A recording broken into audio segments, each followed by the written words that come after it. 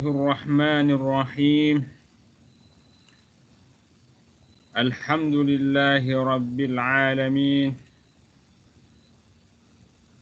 والصلاة والسلام على أشرف الأنبياء والمرسلين سيدنا محمد وعلى آله وأصحابه ومن تبعهم بإحسان إلى يوم الدين وبعد. أيها الإخوة والأخوات، نلتقي مجددا في لقائنا المحبب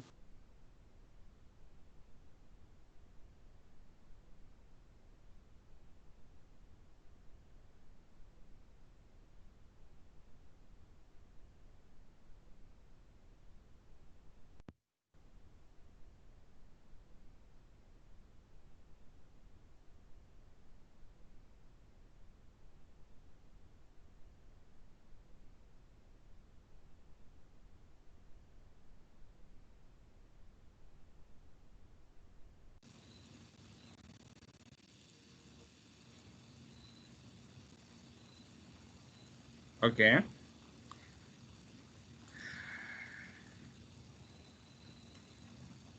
Okey, nampak slide tak? Hello, terputus tadi sekejap. Nampak slide? Hello? Tak nampak, Doktor. Tak ada, Ustaz. Tak ada.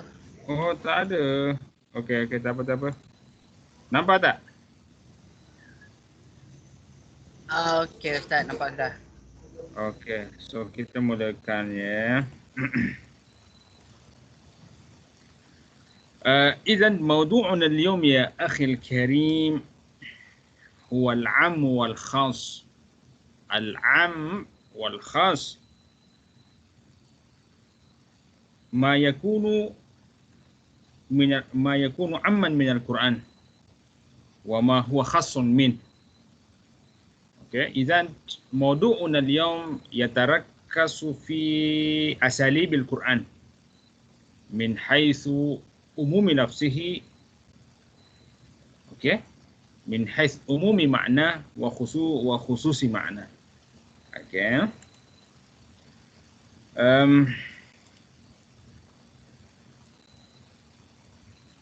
إذن سنتعرض لتعريف العام وأقسامه وكذلك الخاص. ما هو العام أصلاً؟ العام من حيث اللغة،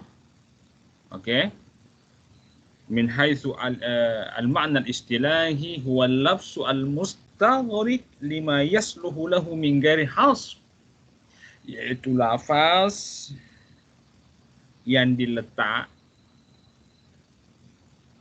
dan lafaz itu merangkumi banyak objek, banyak perkara, banyak benda, tanpa ada had. Jadi dia tertakluk kepada lafaz itu dan makna apa yang kita mahukan daripada lafaz itu. Tetapi maknanya dia merangkumi atau melingkungi banyak benda. Tanpa had. Walil ammi fil Qur'ani aqsamun. Jadi ada bahagian-bahagiannya. Al-am al-baqi ala umumihi ya akhi. Lafaz am yang kekal pada makna amnya. Sejak awal ia diletak untuk memberikan makna am, ia kekal pada makna itu. Huwal baqi ala umumi. Munsu an wudi'a hadzal labsu lil umum fa innahu baqin ala umumihi. Thani al-aqsam ya akhi, al-am al-murad bihil khusus. Ini lafaz sejak awal ianya diletakkan, ia dimaksudkan untuk memberikan makna khas, makna khusus, bukan untuk makna. Izan hadzal labs munzu an wudi'a fa innahu yurad bihi al-khusus lal umum. Dia bentuknya, reka bentuknya am, tapi maknanya khas. Jadi lafaz ini walaupun secara zahirnya min haitsu zahir al-am, sejak ia diletakkan dia bermakna khas. Okey ya. Kemudian yang ketiga al-ammul makhsus. Al-ammul makhsus ini am yang ditakhsiskan maknanya kepada makna khusus. Nanti kita tengok contoh-contohnya ya. Mudah aja insyaAllah. La takhaf ya akhi. Idzan nantakil ila al-am al-baki ala umumi. Al-an sanata'arrad libayani kulli qismin min hadhihi al-aqsam. Fa'awwalu al-aqsam al-am al-baki ala umumi. Dia lafaz am dan kekal pada makna amnya. Okey, contohnya lah wallahu bikulli syai'in alim. Allah mengetahui segala sesuatu. Okey.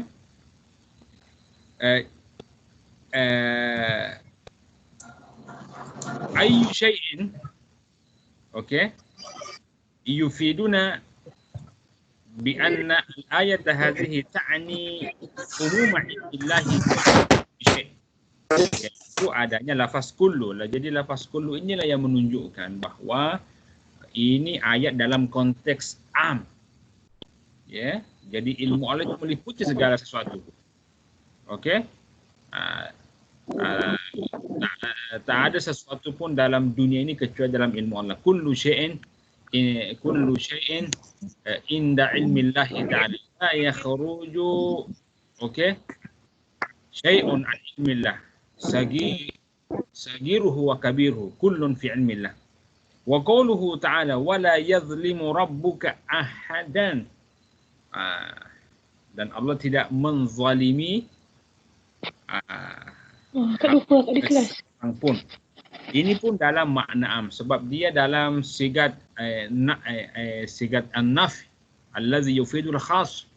Jadi dia dalam uslub nafi tetapi dalam konteks al-khas ya. Jadi menafikan kezaliman yang daripada diri Allah ya. Allah tidak pernah berbuat zalim kepada siapapun ya.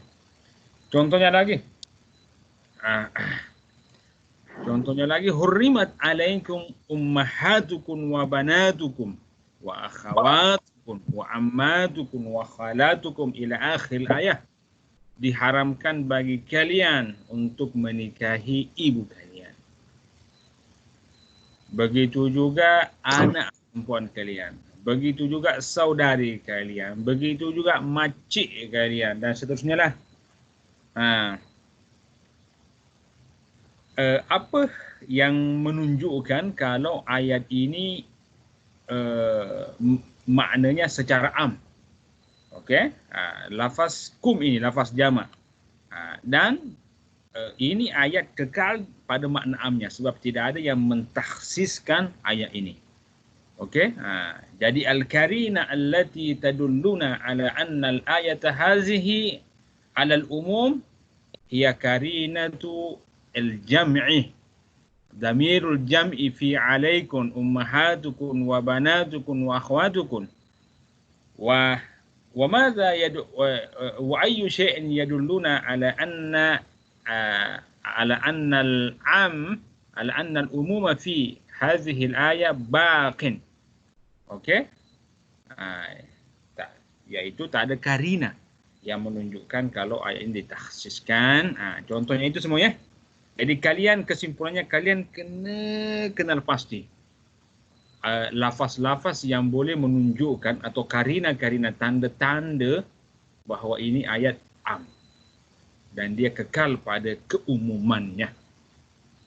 Okey ya akhil karim. Jadi biasanya lafaz-lafaz yang menunjukkan am itu banyak ya dalam ilmu ulumul Quran macam lafaz kullu, lafaz jami', kemudian sigat al-khas, banyaklah. Sigatul jami' banyak. Kemudian al-am al-murad bihil khusus. Ini agak mencabar sedikit. Secara zahir tampilannya adalah am. Tetapi ini lafaz sejak awal ia diletakkan dalam konteks kalimat maknanya khas. Jadi niat Allah meletakkan lafaz ini, Allah mahukan makna khas meskipun secara tampilannya dia am. Ini agak mencabar. Contohnya lah qaulihi ta'ala alladzina qala lahumun nas innan ada pula jatuh sini. Ya. Inilah bagusnya kalau kita hafal Al-Quran. Ada silap, kita boleh betulkan. Alladzina qala lahumun nas innan nasa qad jama'u lakum fakhshawhum fazadahum imana wa qalu hasbunallahu wa ni'mal wakil. Dan kalau kita tengokkan tampilannya ayat ini bermakna am. Tapi kalau kita tengok siyakul kalimah, siyak makna kontekstual ayat ini, ya, dan sebab nuzul ayat ini, kita akan mengetahui bahwa sebenarnya makna yang dimahukan daripada ayat ini walaupun dalam tampilan am adalah makna khas. Allazina orang-orang. Maknanya banyaklah kan? Am. Allazina orang-orang qala lahum berkatalah kepada mereka annas manusia. Manusia ini pun banyak kan? Ini tampilannya am kan? Innan nas bahwa sesungguhnya manusia. Berarti banyak juga. Qad jama'u lakum. Mereka bersiap sedia untuk menyerang engkau. Kumpul semua kata al-asma allati dzukirat huna. Okey? Alladzina annas wa kadzalika ad-damair allati dzukirat huna ja'at 'alal umum, semuanya datang dalam bentuk am tapi maknanya khas. Ini yang pelik. So macam mana kita ketahui bahawa ini sebenarnya lafaz-lafaz am ini dia tak bermaksudkan makna am tapi makna khusus. Kena tengok karina, tanda, kena tengok sebabun nuzul lah. Sebab sababun nuzul menunjukkan fal muradu bin nas al-ula alladzina qala lahumun nas. Ini an-nas. An-nas pertama di an-nas huna dzukira marratain. An-nas di sini disebut 2 kali. An-nas yang pertama ini tadi kita cakap an-nas ini secara lafaznya am kan? Tapi maknanya sebenarnya bukan am, maknanya khas. Yang dimaksudkan an-nas ini adalah Na'im bin Mas'ud, ya.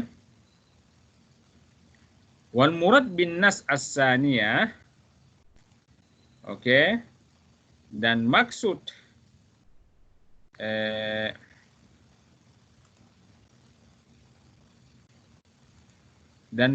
an-nas yang kedua adalah Abu Sufyan.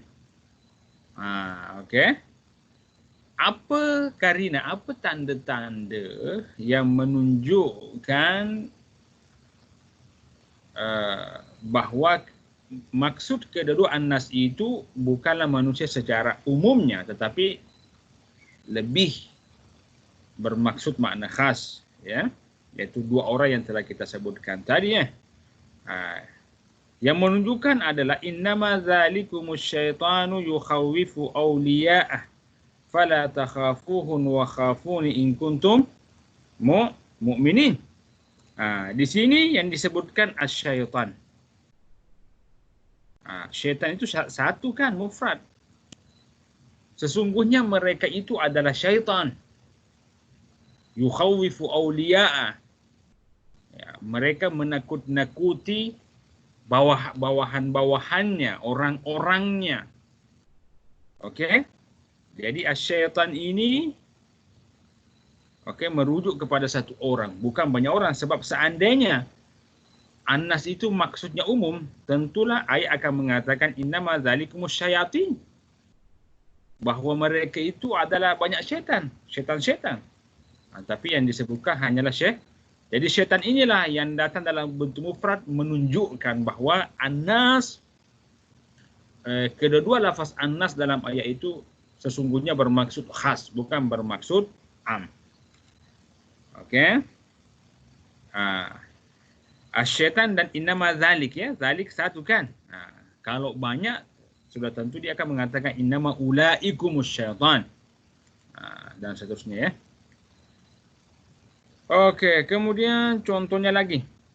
Fanadathul malaika wa huwa qa'imun yusalli fil mihrab. Anna Allah yubassiruka.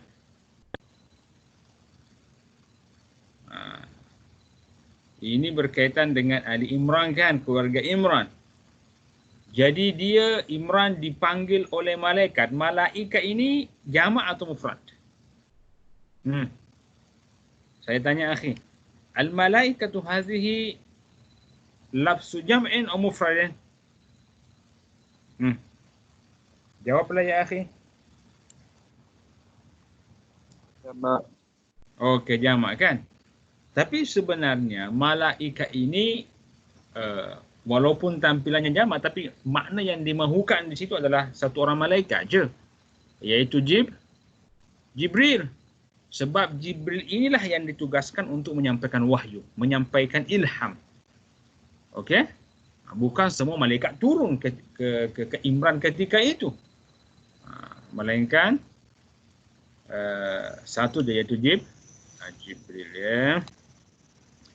Oleh itu Ibnu Mas'ud dia membaca fanadahul malik. Okey. Satu malaikat, ya. Contohnya lagi di sini, ya. Contoh ketiga. Al-mithal ats-tsalits thumma afidu min haitsu afadhan nas. Wastaghfirullah innallaha ghafurur rahim. An-nas di sini tentu maknanya secara tampilannya am, tetapi makna yang dimahukan adalah Ibrahim alaihi salam atau sairil Arab gairi Quraisy. Okey. Ini al-am al-murad bihil khusus, ya akhi. Ulama sudah kenal pasti mana lafaz-lafaz am, okey, yang tidak kekal, yang tampilannya am, mana lafaz-lafaz Al-Quran yang datang dengan tampilan am. Okey, min haitsu zahir annahu am. Al-lafzu min haitsu zahir annahu am, lakin urida bihil khusus. Ulama sudah buat penulisan, ya. Jadi kalau rujuk As-Suyuti, you jumpa benda-benda macam ni. Al-Itqan, you rujuk Al-Burhan fi Ulumil Quran punya Az-Zarkasi, you jumpa benda macam ni. You rujuk Manahilul Irfan fi Ulumil Quran li Syekhun Az-Zarkani pun you jumpa benda-benda macam ni. Jadi you tak perlu risau macam mana pula aku nak kenal pasti benda-benda macam ni. Dah ada dah. Orang dah buat penulisan, ya. Ulama-ulama kita dah boleh just baca je. Sekarang kita masuk ke dalam nantakil ila al-qismi tsalis min aqsam al-am wa huwa al-ammul makhsus. Ini dia. Am yang sudah ditakhsis. Ya, dia sudah tidak kekal kepada makna amnya sebab ada takhsis, ada nas lain atau ayat lain sama ada Quran atau sunnah yang mengkhususkan makna yang terkandung pada lafaz am itu, ya. Contohnya lah walillahi 'alan nasi hijjul baiti. Wajib bagi manusia untuk berhaji. Ini an-nas umum kan? Manusia. Tapi apakah semua manusia itu wajib berhaji? Tidak. Ditakhsiskanlah ini. Jadi takhsis itu keadaan mukhassisnya kad yakunul mukhassis fi ayatin wahidah. Keadaan mukhassis al-am itu didapati pada satu ayat. Kadang juga di ayat yang lain. Kadang juga di surah yang lain. Kadang juga tak dijumpa dalam Al-Quran, tapi dijumpa dalam sunnah. Macam tu. Izan al-mukhassis kad tajiduhu fi ayatin wahidah ma'al mukhassas. Wa kad tajiduhu fi ayatin munfasilah fi ayatin ukhra. Wa kad tajiduhu fi surah ukhra غير السورة التي وجدت المخصص وقد تجد في السنة. Macam itulah. Jadi orang bertanya, walillahi 'alan nas. Kalau kita membaca ayat setakat itu, kita akan faham bahawa semua manusia wajib berhaji, betul ke?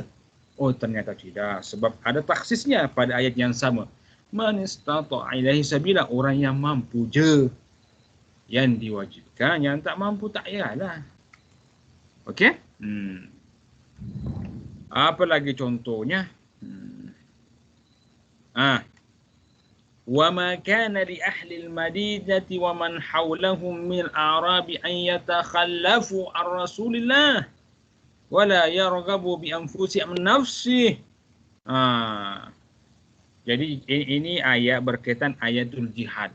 Jadi datang perintah bahawa tak sepantasnya penduduk Madinah dan orang-orang Arab yang berada di persekitaran Madinah untuk tidak ikut berjihad bersama dengan Rasulullah. Jadi kalau tengok ayat ini namanya uslubul hasr ya akhi. Uslubul hasr wahwa musak fi siyak al-umum. Jadi tidak sepatutnya penduduk Madinah dan orang-orang Arab yang berada di persekitaran Madinah tidak ikut pergi berperang bersama dengan Rasulullah. Jadi kalau kita paham macam ni, maknanya semua orang wajib pergi berperang. Tak kisahkah sakitkah dia, tak sakitkah dia, ada usul ke tak ada usul dia, ala kuliah dia kena ikut pergi berperang. Ternyata tidak ya. Sebab ayat lain ya dan sunnah dan secara akal mentakhsiskan keumuman ayat ini bahawa tidak semua orang wajib pergi berperang. Okey, orang yang ada uzur dibolehkan tidak pergi berperang. Contohnya dia sakit atau dia tiada kemampuan, tak ada senjata, ke mana pergi berperang, tak ada haiwan tunggangan. Okey, tak ada kuda, tak ada keledai, ke mana pergi berperang? Atau ada ibu kita yang sudah tu yang kita kena uruskan keperluan dia sehari-hari, macam itulah. Jadi kalian pasti masih ingat kan, ada orang yang nak pergi berjihad, Rasul tanya, engkau ada ibu ke? Ada, di situlah engkau berjihad. Jadi jihadnya sahabat ini ketika itu adalah menguruskan ibunya yang sudah tua. Macam itulah ya. Jadi al-amul makhsus ya. Ini pun sudah ada buku-buku yang ditulis ya, tetapi tak tahulah apakah dia merangkumi semua lafaz-lafaz am dalam Al-Quran yang ditakhsiskan. Okey, mana lagi ni?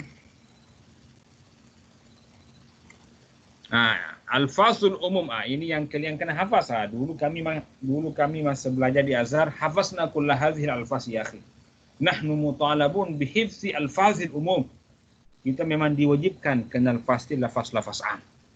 Jadi tengok dan asalib ya, contohnya lafaz kullu. Kalau ada lafaz kullu am lah tu. Kullu man 'alaiha fanin. Itu am lah. Setiap orang akan musnah. Ada lafaz kullu. Di atas muka bumi ini ya. Setiap makhluk di atas muka bumi ini musnah. Contoh kedua lagi lafaz jami'. Kalau ada lafaz jami' pun adalah bermaksud am. Huwallazi khalaqakum ma fil ardi jami'an. Dialah yang menciptakan untuk engkau segala apa yang ada di muka bumi ini. Jadi segala makhluk yang Allah ciptakan di muka bumi sebenarnya untuk berkhidmat kepada manusia. Itu lafaz umumnya. Apa contohnya? Lafaz kafah. Udkhulu fisilmi kafah.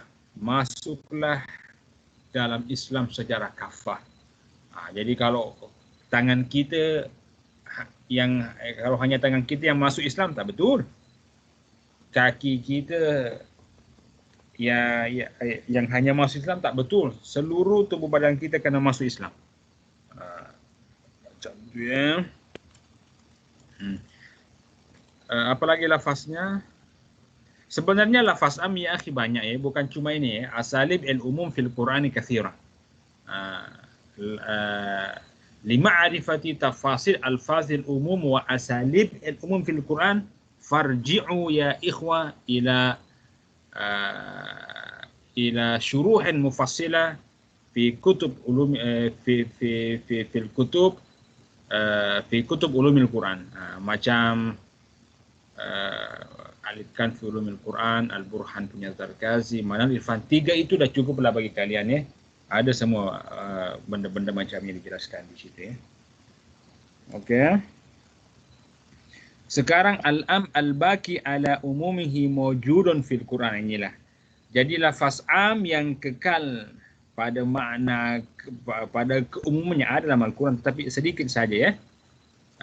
Bin nisbati kalau nak bandingkan dengan al-am al-murad bihi al-khusus. Amsila al-am al-baqi ala umumihi. Jadi ini lafaz am yang kekal pada makna keumumannya dan tidak ditakhsis ya. Waja'alna minal ma'kul lasyid hainga. Inilah. Kami ciptakan daripada itu segala sesuatu. Iyalah. Ini kekal dalam lafaz, kekal pada makna keumuman. Sebab tidak ada makhluk pun yang diciptakan di muka bumi ini kecuali diciptakan daripada air. Contohnya lagi, wa ma min da'ba, ini uslubul khas. Wa ma min da'batin fil ardi wala ta'irin yatiru bi illa umamun amsalukum. Tidak ada haiwan pun, haiwan melata di bumi ini ataupun burung kecuali dia juga adalah umat macam engkau. Jadi kita punya dunia, mereka punya dunia. Kita cakap dunia flora, dunia fauna secara amnya. Kita cakap dunia burung gagak. Kita cakap dunia burung merpati. Kita cakap dunia daun bidara. Kita cakap dunia pokok anggur. Macam tu lah. Ma farratna fil kitabi min syai'a. Ini pun datang dalam bentuk am juga ya. Contohnya, idza jaa ajaluhum la yastakhiruna sa'atan wa la yastakrimu. Ini pun dalam bentuk am. Tengok ad-damair kulluhum ja'at ala umum. Ini pun kekal pada makna keumumannya sebab semua makhluk ada ajal masing-masing ya. Okey ya akhi, jayid. Nantakil ila khasul Quran. Sekarang khas Al-Quran. Umum kita sudah kenal pasti tadi ya.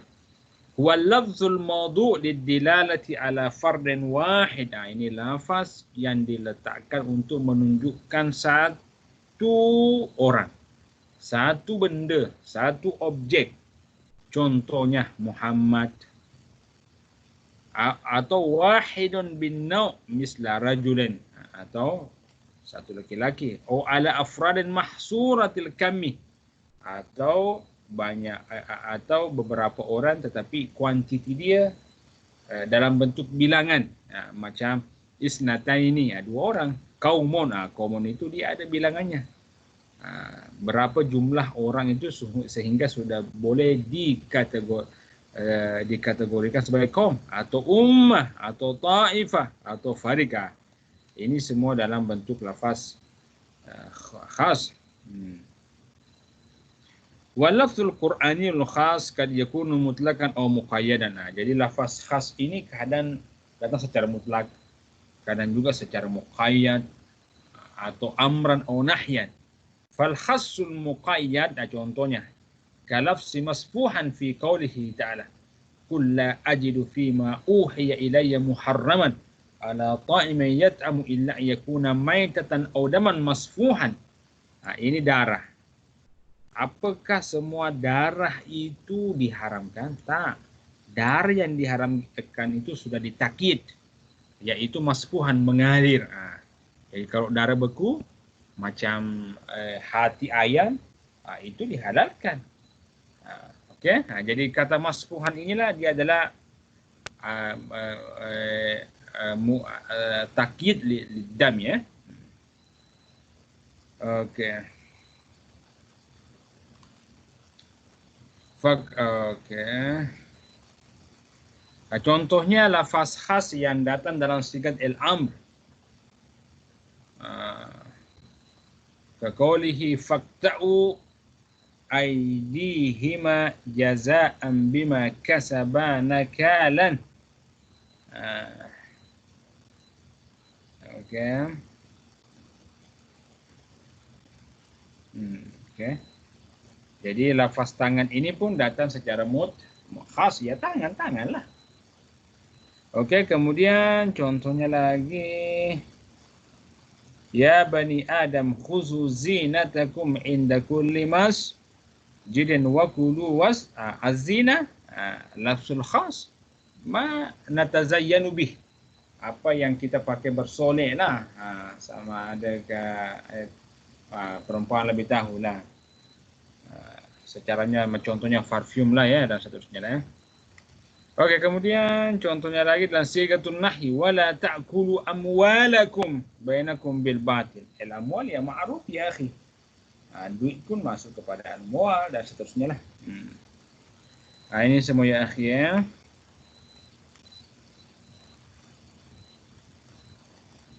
Contohnya lagi dalam bentuk doa, Rabbana la tuzigh qulubana ba'da iz hadaitana wa hab lana min ladunka rahmah. Contoh-contohnya semua ya.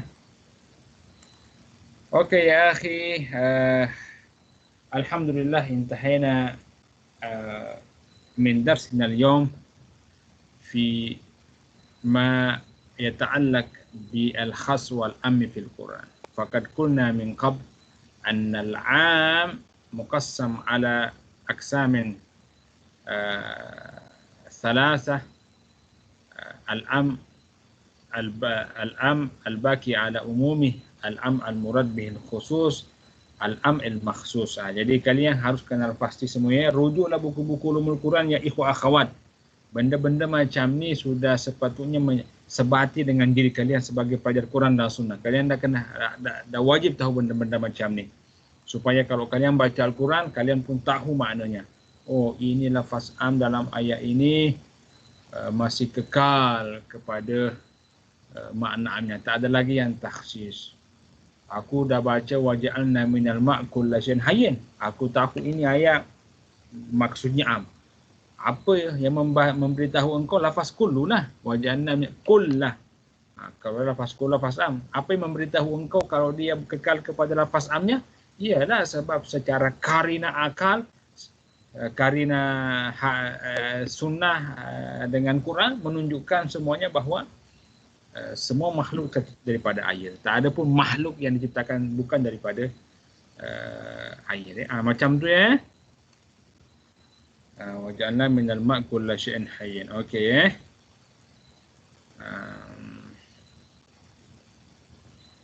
Ada soalan ya ikhwah sebelum kita bersurai?